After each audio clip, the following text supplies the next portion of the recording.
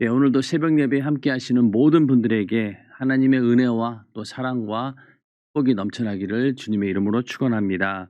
오늘 새벽 예배에 함께 은혜 나누실 말씀은 룻기 2장 20절 말씀입니다. 룻기서 2장 20절 말씀 함께 합독하시겠습니다. 나오미가 자부에게 이르되 여호와의 복이 그에게 있기를 원하노라. 그가 생존한 자와 사망한 자에게 은혜 베풀기를 그치지 아니하도다. 나오미가 또 그에게 이르되 그 사람은 우리의 근족이니 우리 기업을 물을 자 중 하나이니라.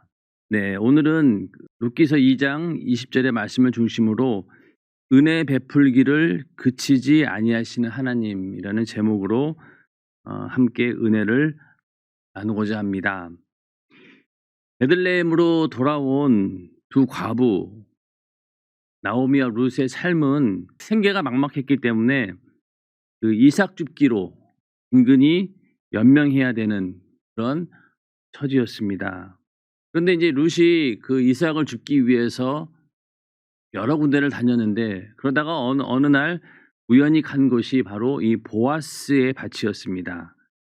거기서 이 룻과 보아스라고 하는 사람이 만남이 이루어지게 되는데 거기서 이제 보아스하고 룻이 만나서 얘기를 하는 과정 가운데 보아스는 이미 룻이 어떤 처지에 있고 어떻게 해서 베들레헴으로 다시 돌아오게 되었는지 또 그가 얼마나 그 시어머니를 잘 섬기고 있는지 이런 것들을 익히 들어서 알고 있었습니다. 그런 것을 알고 있었기 때문에 룻에게 선의를 베풀기 시작합니다. 선대하기 시작한다는 얘기죠.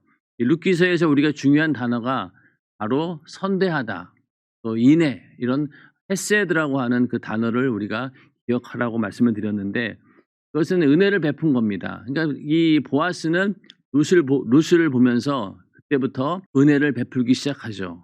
긍휼을 베풀기 시작합니다. 또 선대하기 시작합니다.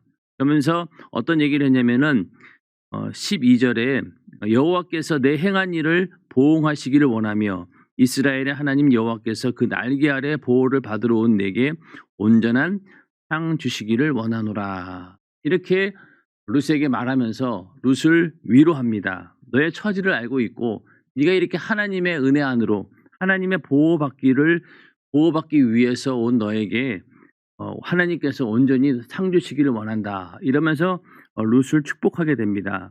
그런 보아스의 말을 듣고 룻은 내가 당신께 은혜 있기를 원하나이다. 이러면서 그 호의를 받아들이게 됩니다. 보아스가 베푸는 그 호의를 기꺼이 받아들이겠다라고 이 룻은 마음의 문을 열게 된 것입니다. 그렇게 이제 룻이 그것을 호의를 받아들이고 마음의 문을 열기 시작하자 보아스는 그때부터 계속해서 룻에게 호의를 베풀고 선대를 베풀면서 그를 도와주기 시작합니다. 가장 먼저는 그 룻에게 가장 현실적으로 필요한 문제를 해결해 주는데 그것은 바로 양식의 문제였습니다. 먹고 살 길이 막막했기 때문에 이삭을 주우러 온 그 룻의 처지를 먼저 알고 있기 때문에 그에게 넉넉한 양식을 채워주는 것으로 이 보아스의 배려가 시작이 됩니다. 그렇게 그 룻이 이제 보아스의 밭에 와서 일을 아침부터 열심히 이삭을 줍고 있었습니다. 그러다가 이제 점심시간이 된 거예요. 점심 먹을 시간이 되었는데 보아스하고 일꾼들이 이제 한자리에 모여서 이제 점심을 먹게 되는데 룻은 어떤 입장이었을까요? 그는 오늘 먹을 양식도 없는 그런 처지에 그가 점심을 뭐 준비해 왔다. 그것은 이해가 안 되는 상황이고, 그러니까 아마 그럴 여력이 없었을 거예요. 점심 먹을 그런 도시락도 준비되어 있지 않았고, 또 그런 처지도 아니었고, 한시라도 조금이라도 더 이삭을 주어야만이 겨우 두 식구가 먹고 살기 때문에 아마도 점심시간에 이 보아스와 그 일꾼들이 밥을 먹는 동안에도 룻은 계속해서 묵묵히 이삭을 주우려고 했을 것입니다. 그런데 그 생각해 보세요. 옆에서 만약에 밥을 먹으려고 준비하고 있고 서로 막 이렇게 밥 먹는 소리가 들리고 그러면은 듣는 사람 입장에서 이게 얼마나 소외감을 느끼고 또 배가 고픈데 더 배가 고플 겁니다. 그 정도로 굉장히 이 룻이 처한 상황이 참 처량한 그런 상황이었죠. 그런데 거기에서 이 보아스가 룻을 그 자기들이 먹는 그 식사의 자리로 초청을 하게 됩니다. 14절에 식사할 때에 보아스가 룻에게 이르되 이리로 와서 떡을 먹으며 내 떡 조각을 초에 찍으라. 룻이 곡식 빼는 자 곁에 앉으니 그가 볶은 곡식을 주매 룻이 배불리 먹고 남았더라. 참 기대치 않았던 그런 상황이 벌어지게 되는데 이제 보아스가 그 룻을 그 식사의 자리로 초청을 하게 됩니다. 여기서 내 떡 조각을 초에 찍으라라고 했는데 이 초라고 하는 것은 신 포도주를 뜻합니다. 그리고 떡이라고 하는 것은 이제 그들이 떡을 먹은 게 아니라 우리로 치면은 이제 빵이 되겠죠. 그들의 어떤 식사 문화를 봤을 때 빵을 이제 이렇게 신포도주에 찍어 먹는 이제 그런 상황인데 여기서 이렇게도 할 수 있겠죠. 보아스가 룻을 불쌍히 여겨서 자기들이 먹던 음식을 그냥 룻에게 갖다 줄 수도 있었어요. 그리고 별도로 룻이 거기서 준 음식을 먹을 수도 있었는데 만약에 그렇게 했다라고 하면은 룻의 처지가 완전히 그 거짓 신세가 돼버리는 거예요. 남의 음식 얻어먹는 그런 신세로밖에 대우를 못 받는 건데 보아스는 그렇게 하지 않고 룻을 어디로 데려왔느냐? 곡식 빼는 자 곁에 앉게 합니다. 결국 그 얘기는 뭐냐면은 일꾼들과 똑같이 동등하게 대우를 했다는 것입니다. 그러니까 이 보아스는 룻에게 그냥 값싼 동정 이런 걸 베푼 것이 아니라 그를 거지 취급한 것이 아니라 자기와 함께 식사하는 그런 정도의 일꾼으로 또 그를 인격적으로 그 정도의 배려를 해준 것이죠. 예, 그러면서 그 초대해서 배불리 점심을 먹게 하고 또 남은 것 그가 먹고 남은 것까지도 싸서 그 나오미에게 갖다 줄 수 있도록 그렇게 배려를 하게 됩니다. 그러면서 보아스의 호의는 또 계속 이어지게 되는데 15절 룻이 이삭을 주우러 일어날 때에 보아스가 자기 소년들에게 명하여 가로되 그로 곡식단 사이에서 줍게 하고 책망하지 말며 또 그를 위하여 줌에서 조금씩 뽑아버려서 그로 줍게 하고 꾸짖지 말라 하니라. 그 다음에 어떤 일을 했냐면은 그 소년들에게 얘기를 한 거죠. 룻이 그 이삭을 줍는 일에 대해서 전혀 불편해하지 않도록 너희가 그렇게 배려를 해라. 또 그것뿐만이 아니라 너희들이 단 곡식단에서 한 줌씩 이렇게 일부러 떨어뜨려 가지고 룻이 많은 양의 곡식을 가져갈 수 있도록 너희가 그렇게 호의를 베풀어라. 이렇게 명령을 하게 됩니다.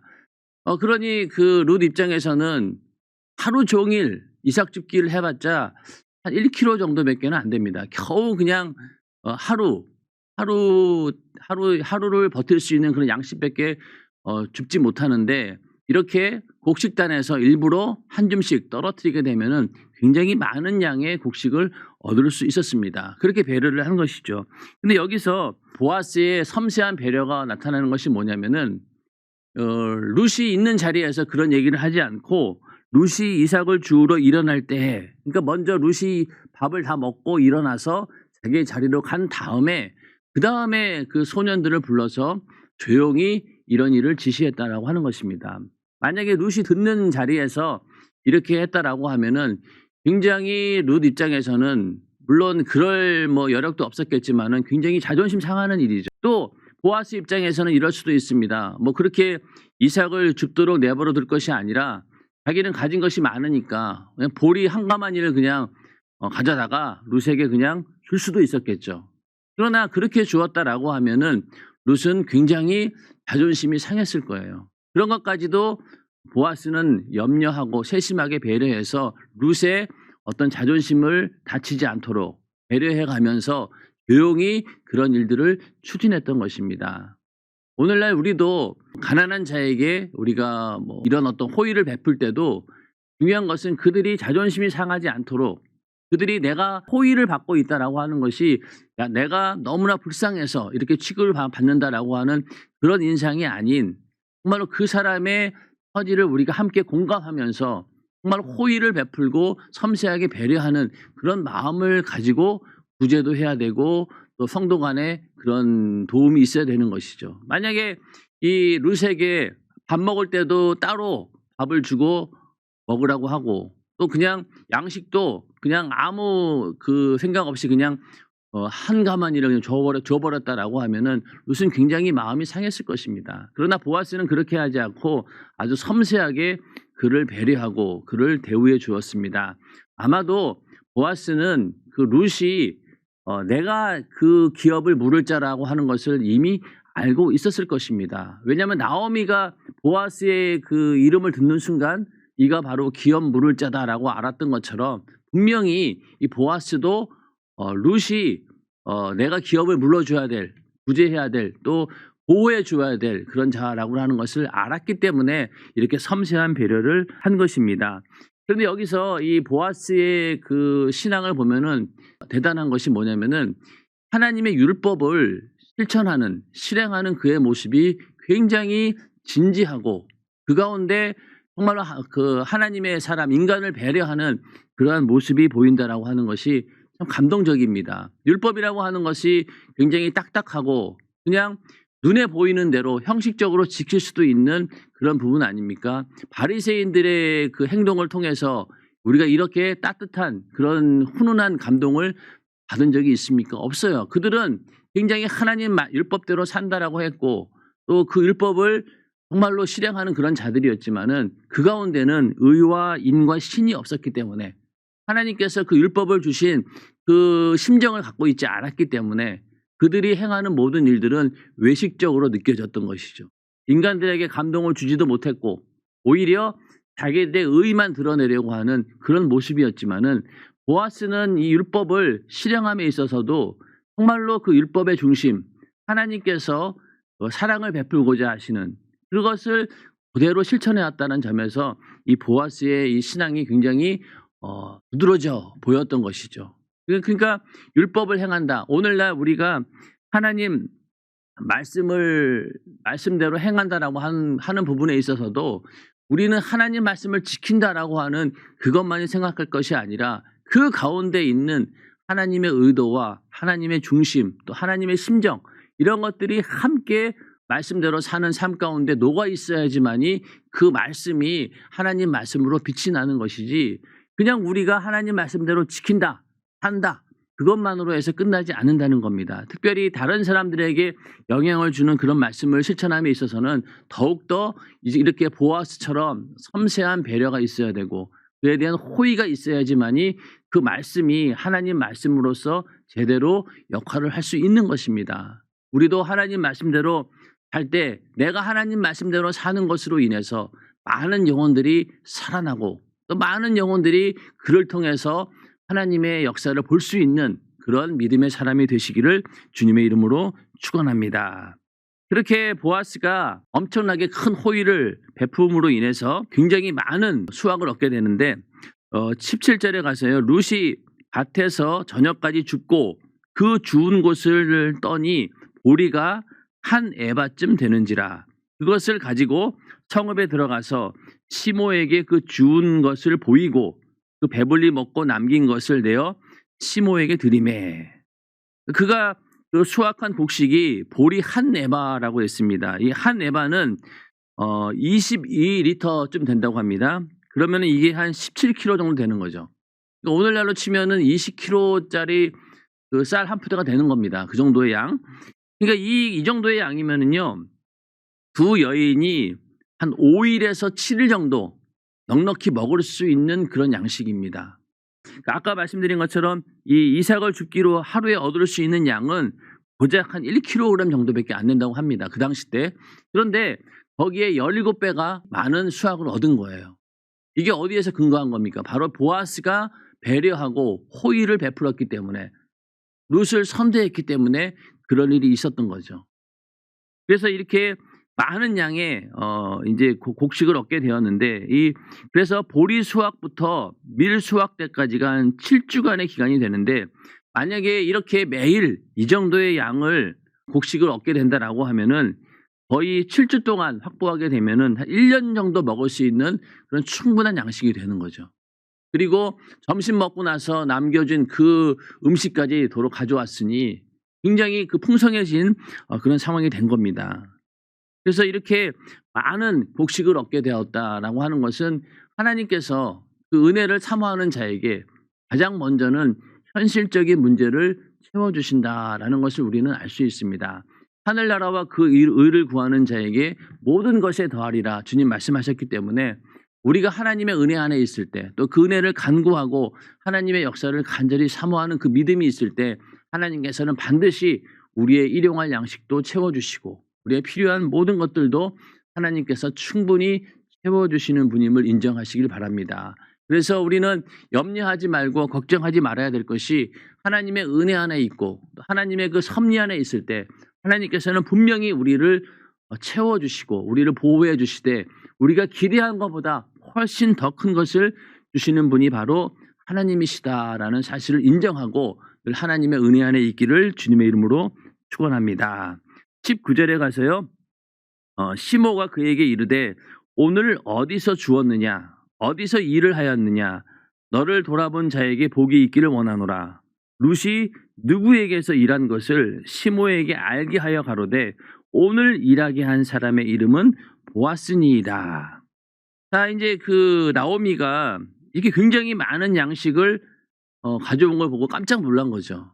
그래서 처음에는 야, 이렇게 많은 거를 어디서 주었느냐 이렇게 물어봤는데 딱 생각해 보니까 이거는 이삭을 주워 가지고는 도저히 나올 수 없는 양인 거예요. 그러니까 갑자기 말을 바꿔서 네가 어디서 일을 하였느냐 어디서 일을 했기에 이렇게 많은 양식을 흠상으로 얻었느냐 이런 얘기가 된 거죠. 그러니까 도저히 이것은 이삭 죽기를 해서 얻을 수 있는 양식이 아니었다라는 것이죠. 그러면서 야, 이렇게 너를 돌아본 자를 축복한다.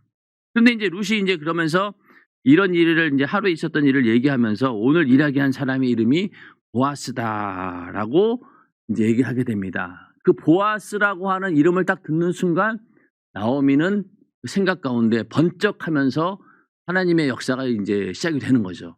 나오미의 그 신앙을 좀 보면은요, 우리가 이 성경에 기록은 되어 있지만은 그 신앙이 굉장히 연약합니다. 자, 베들레헴으로 돌아올 때 그의 태도가 어땠습니까? 하나님께서 나를 괴롭게 하셨다. 하나님이 나를 벌주셨다.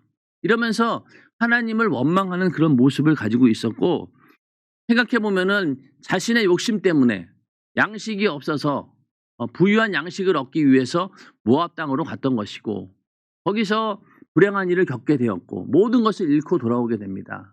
그러면은 믿음이 있는 사람이라고 하면은 자기를 돌아보고 내가 이렇게 헛된 양식을 쫓아서 하나님이 주신 이 터전을 버리고 내가 떠났구나. 그 결과가 이렇게 비참하게 되었구나 라고 깨닫고 더 겸손하게 하나님께 믿음을 가지고 나갔어야 되는데 나오미는 그렇게 하지 않았습니다. 그가 베들레헴으로 돌아온 것도 어떤 이유 때문이었습니까? 이 이스라엘에 풍년이 들어서 양식이 많다라고 하는 그런 소식을 듣고 베들레헴으로 오게 된 것이지 하나님께로 내가 다시 돌아가야 되겠다라고 그런 믿음이 우선된 것은 아니었다는 것이죠. 오히려 룻은 그런 나오미를 따라서 그가 믿는 하나님을 의지해서 룻은 쫓아온 거죠. 오히려 룻이 어떻게 보면은 믿음이 더 있다라고 하는 것은 뭐냐면은 이 나오미는 항상 눈에 보이는 것을 근거해서 하나님을 찾게 된 거죠.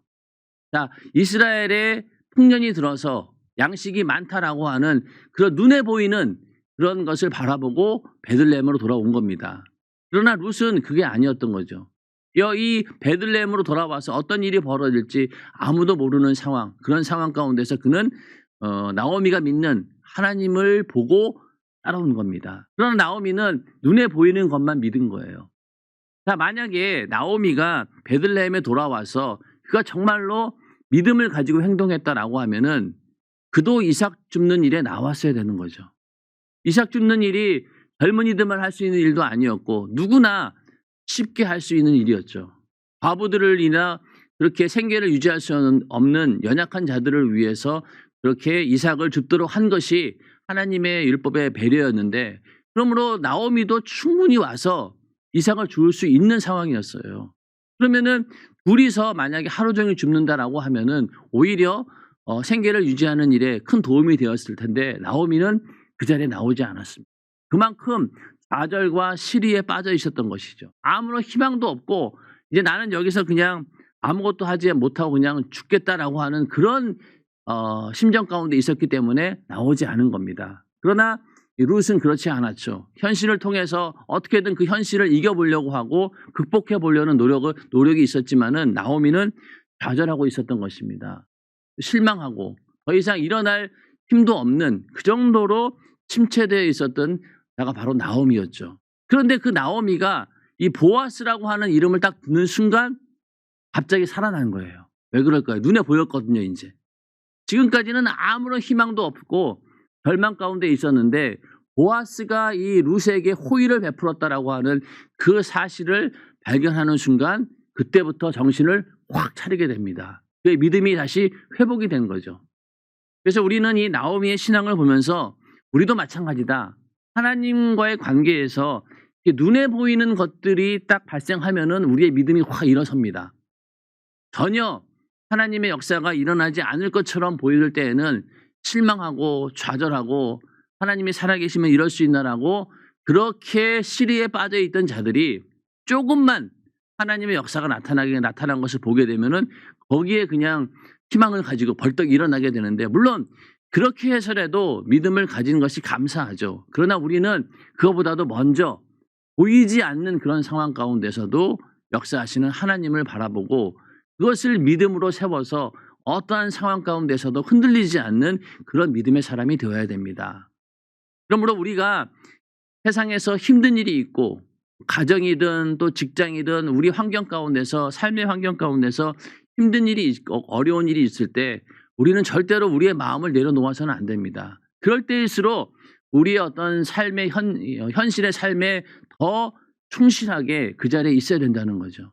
그럴 때 하나님이 그 믿음을 보시고 역사하는 것이지 그냥 뒤에 처져가지고 좌절하고 실망하고 눈물만 흘리고 있다라고 해서 그 문제가 해결되는 것은 아닙니다. 오히려 더 큰 믿음은 그럴 때일수록 삶의 현장 가운데서 전혀 흔들리지 않고 끝까지 하나님의 역사를 기대하는 그런 믿음이 있을 때 하나님께서는 분명히 넘치는 축복으로 역사하시고 그 모든 문제 가운데서 우리를 자유케 해주시는 그런 분이 바로 하나님이시죠. 바로 룻은 그런 삶을 살았던 것이고 나오미도 이제 여기서 희망을 본 거예요.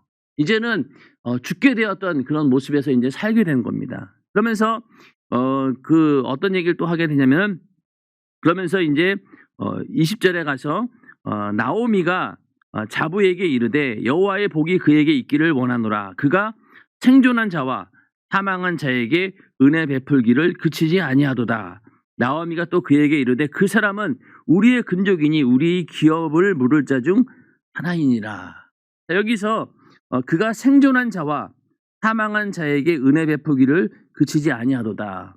여기서 생존한 자는 누굽니까? 나오미하고 룻을 말합니다. 그리고 사망한 자는 누구예요? 자기 그 남편과 아들들이죠. 그러니까 지금 보아스를 만났다라고 하는 것은 바로 죽은 자나 산 자나 모두에게 이 집안에 완전히 새로운 그 삶의 활력을 불어넣는, 생기를 불어넣는 그런 일입니다. 그가 바로 기업 물을 자이기 때문에 그거를 발견하는 순간 나오미는 이제 우리 집안이 살아날 수 있는 길이 열렸구나. 하나님께서 드디어 우리 가정에 은혜를 베푸셨구나. 그거를 이제 발견한 겁니다. 그때부터 나오미가 정신을 차리기 시작하고 일사천리로 일을 추진하기 시작합니다. 그래서 이 나오미가 이제 발견하게 바로 이 보아스라고 하는 그 사람 때문인 것이죠. 이 보아스라고 하는 그 이름의 뜻이 뭐냐면은 그에게 능력이 있다라는 뜻입니다.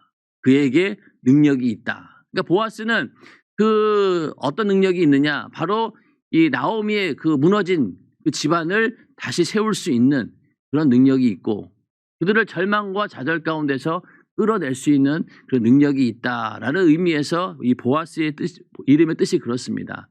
그런데 이 보아스라고 하는 이름은 이 룻기에만 나와요. 그리고 신약에 가서도 이 보아스라고 하는 이름을 쓴 사람은 거의 없어요. 성경에는 없습니다. 그냥 이 룻기서에 나오는 것, 그리고 족보 가운데 이 보아스의 이름이 나오고, 그러니까 이 룻기에 나오는 그 보아스밖에는 없습니다. 그런데 이 보아스라고 하는 그 명칭을 쓴 곳이 있는데 그곳이 바로 어디냐면은 솔로몬이 성전을 짓고 난 다음에 그 성전 건축을 기념하기 위해서 놋기둥을 2개 세웁니다. 그런데 그 놋기둥의 이름을 하나는 야긴이라고 하고 또 하나는 보아스라고 하였다. 그래서 그 역대하 3장 17절에 보면은 그 2 기둥을 외수 앞에 세웠으니 좌편에 하나요 우편에 하나라. 우편 것은 야긴이라 칭하고 좌편 것은 보아스라 칭하였더라. 또 열왕기상 7장 21절도 똑같은 상황을 얘기하고 있는데 거기도 보아스라고 하는 그 명칭이 나오는데 사람 이름이 아니라 그 솔로몬 성전 기둥의 한쪽 축이 바로 이 보아스라는 겁니다. 그래서 이 야긴은 그가 세우신다라고 하는 뜻이고 보아스는 그에게 능력이 있다. 결국은 이것은 어떤 의미냐면은 하나님께서 솔로몬의 입장에서 말하는 겁니다. 하나님께서 이 성전을 세우셨습니다. 이제 하나님께서 당신의 능력으로 이 성전을 지켜주십시오라는 그런 기도가 들어있다는 거예요. 야긴과 보아스. 그리고 이 보아스는 솔로몬에게는 어떤 존재입니까? 다윗에게 룻이 증조 할머니니까 솔로몬에게는 한 단계 더 내려가서 좀 그 위에 할머니 할아버지가 되는데 보아스는 그러니까 자기 조상인 거예요. 그러니까 이 솔로몬도 보아스가 어떤 사람이라는 걸 알고 있었던 거예요. 그래서 그 이름을 그 성전 기둥에다가 세운 겁니다. 결국은 그 보아스라고 하는 이름을 통해서 우리는 무엇을 볼 수 있느냐? 오늘날 문부의 권세로부터 우리를 교회를 지키시고 또 보호하시고 그 가운데 능력을 행하시는 분이 바로 누구십니까? 바로 예수 그리스도이시죠. 그러니까 보아스는 바로 우리에게 오시는 예수 그리스도 그분을 상징하고 있죠. 모든 성경이 다 예수에 대해서 말하고 있는데 바로 이 보아스, 끊임없이 이 나오미와 룻에게 은혜를 베푸는 그 보아스란 존재가 바로 예수 그리스도 그분을 말하고 있다. 그래서 그 이름이 그에게 능력이 있고 그것을 솔로몬은 성전 기둥의 한 축으로 이름을 세운 겁니다. 그만큼 이 성전을 지키고 보호하는 능력 있는 분이 바로 하나님이시다. 결국 그것은 오늘날 음부의 권세를 이기는 능력 있는 교회를 주관하시는 분 바로 예수 그리스도를 말씀해주고 있는 것이죠. 그리고 또 이 기업 물을 자라 하는 것도 이거는 이제 어떤 거냐면은 이스라엘이 갖고 있던 그런 제도인데 이 기업 물을 자 이것을 이제 히브리어로 이제 고엘이라고 합니다. 고엘. 그래서 이 기업을 부르는 일이 이제 성경에 기록이 되어 있는데 이 고엘의 의무를 감당해야 하는 자. 고엘 제도는 그러니까 하나님으로부터 할당받은 기업을 영구히 보존하고 혈족을 유지하면서 그리고 부당한 피해를 당했을 경우 이를 보상할 제도적 장치를 마련하기 위해서 하나님께서는 이렇게 고엘 제도를 만들어 놓으신 겁니다. 그래서 이 고엘의 의무를 감당하는 자는 어떤 일을 할 수 있냐면 먼저 종으로 팔려간 친족을 속량할 수 있습니다. 그러니까 그 친족들 가운데 가난해가지고 이방인에게 몸이 팔리는 종의 신세가 되는 그런 경우가 있었습니다. 그럴 때 그 팔린 후에 그를 속량할 수 있는데 그게 바로 기업 물을 자예요.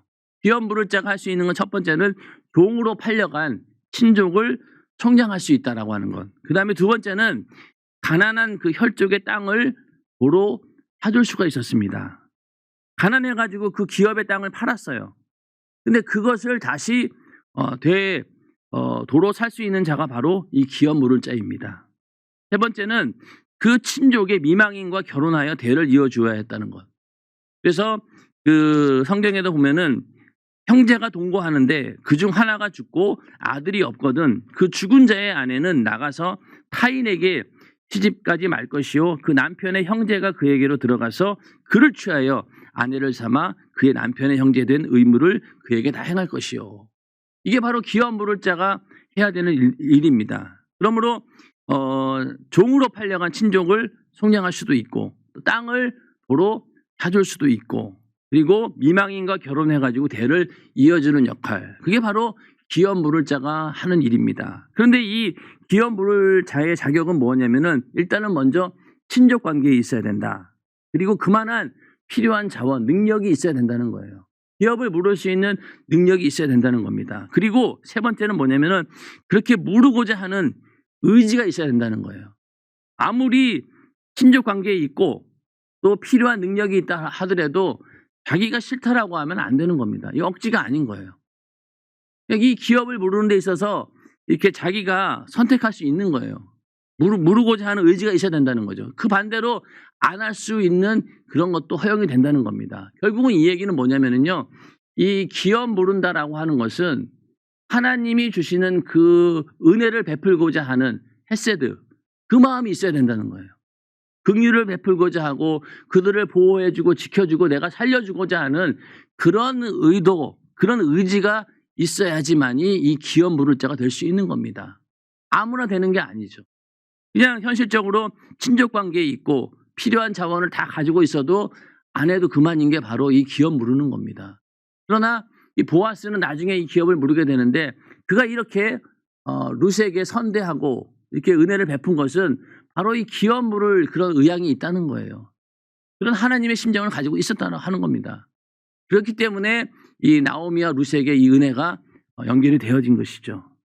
21절에 모압 여인 룻이 가로되 그가 내게 또 이르기를 내 추수를 다 마치기까지 너는 내 소년들에게 가까이 있으라 하더이다. 그러니까 추수 마칠 때까지 계속해서 와서 이삭을 누울 수 있도록 해주겠다라고 하는 그런 말이고요. 22절에 나오미가 자부 룻에게 이르되 내 딸아 너는 그 소녀들과 함께 나가고 다른 밭에서 사람을 만나지 아니하는 것이 좋으니라. 거기만 가라는 거예요. 그리고 23절 이에 룻이 보아스의 소녀들에게 가까이 있어서 보리 추수와 밀 추수를 마치기까지 이삭을 주우며 그 시모와 함께 거하니라. 이 보리 추수에서 밀 추수를 마칠 때까지가 거의 한 7주 정도 됩니다. 7주 동안 기다렸다는 거죠. 그래서 하나님의 역사, 하나님의 그 일이 일어나기 위해서는 오랜 기다림이 필요합니다. 7주라고 하는 그 오랜 기다림 속에서 하나님의 때가 점점 이루어지고 있는 것이죠.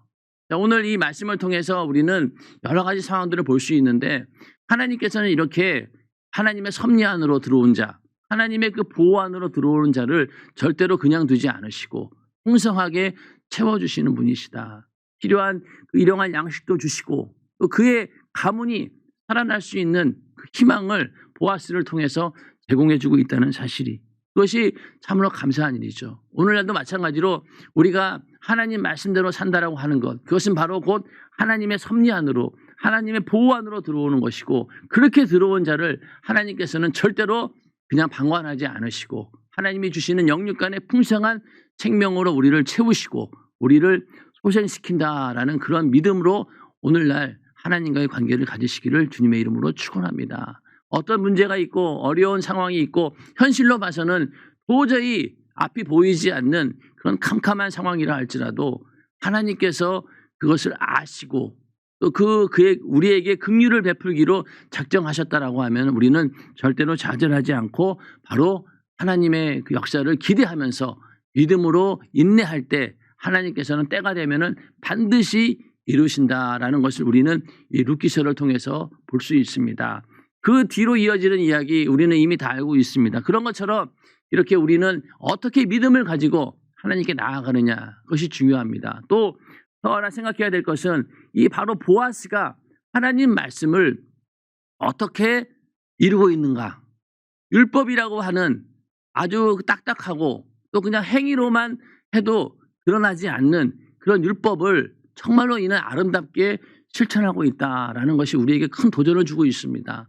오늘날 우리는 율법의 공의와 함께 또 예수 그리스도의 피의 공로라고 하는 그런 사랑과 은혜를 받은 자들이죠. 그러므로 우리는 이 보아스보다도 훨씬 더 큰 하나님의 긍휼과 은혜가 나와야 되는데 우리 안에서는 그렇게 나오지 않고 오히려 나만 하나님 말씀대로 잘 살려고 하고 나만 챙기려고 하고 다른 사람에 대해서는 전혀 선대하거나 호의를 베풀거나 그들을 배려하지 않는 그런 마음이 있다라고 하면은 우리는 정말로 많은 은혜를 받았음에도 불구하고 이 보아스보다도 못한 사람이 된다는 거죠. 우리는 내가 받은 그 은혜와 사랑의 분량만큼 이렇게 보아스처럼 만약에 다른 사람을 섬기고 배려한다라고 하면은 오늘날 교회에서 분쟁이 있을 이유가 없죠. 아마 굉장히 훈훈한 분위기 가운데서